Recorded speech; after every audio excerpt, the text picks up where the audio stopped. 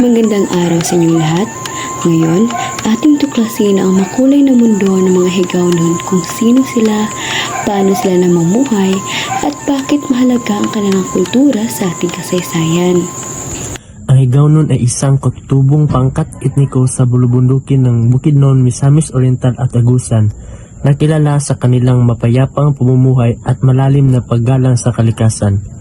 Mula sa Higa na ibig sabihin ay tao at Guwa na ibig sabihin ay bundok, ang kanilang pangalan ay nangangahulugang mga taong nakatira sa kabundukan na kumakatawan sa kanilang tahimik at nagkakaisang kultura.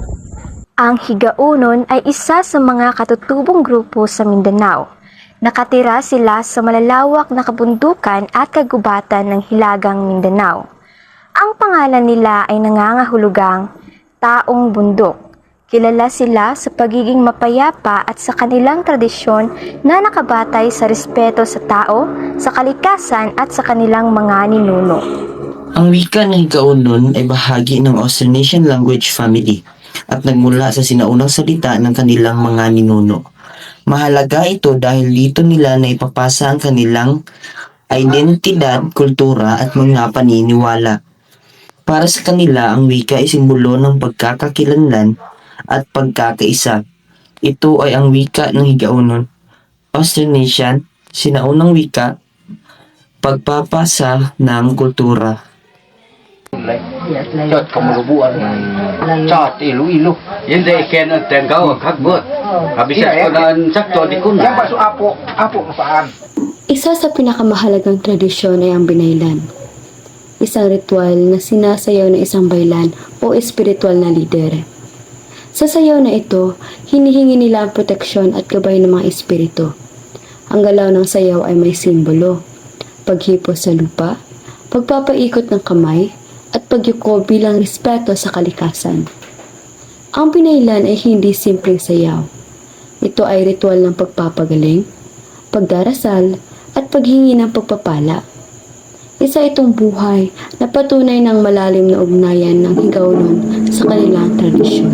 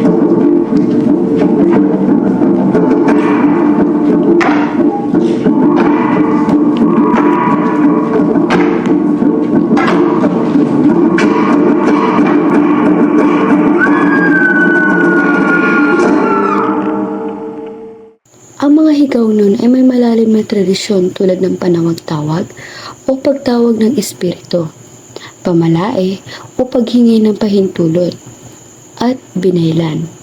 Gaya nga ng isinalaysay kanina, ang binaylan ay isang ritual na sayaw na ginagawa ng espiritual na lider. Kadalasan, ito ay para sa pagpapagaling, paghingi ng gabay, at pagprotekta sa komunidad. Mayroon ding mga bawal o pamahiin ng Higaonon na kanilang sinusunod bilang bahagi ng paggalang sa kanilang kultura. Una, bawal ang pagputol ng puno nang walang pahintulot sa espiritu ng kalikasan. Sunod, bawal din ang pagsira sa lupa, pag-insulto sa nakatatanda, at paglabag sa kasunduan ng kapayapaan.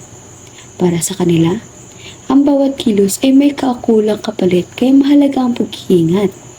Para sa mga Higaonon, ang mga bawal na ito ay hindi para pantakot, kundi para gabayan ang komunidad para manatili silang maayos, marespeto at mapayapa. Sa aming video ninyo.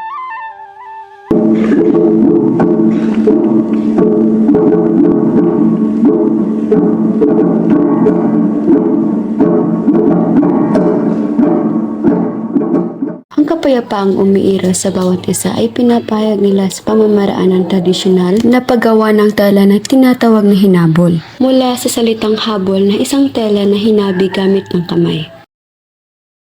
Ang hinabol ay hinabi sa abaka ng mga kababaihang Higaonon. Yanhain, puun ho abaka.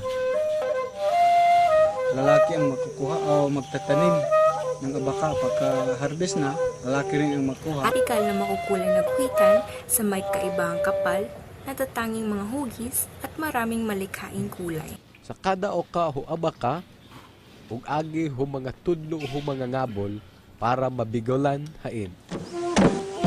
Nakaugalian din nilang magsamba, magdasal at magbigkas ng mga ritual.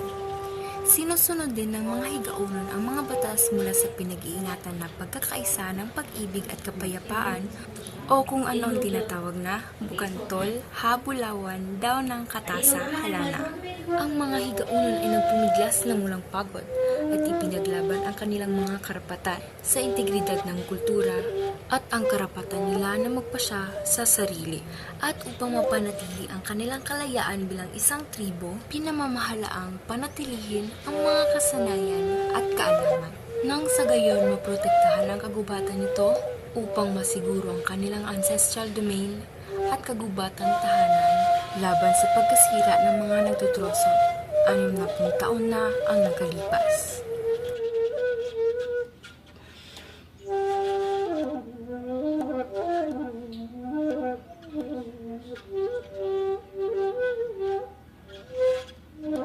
Sana nasiyahan at may natutunan kayo sa video na ito.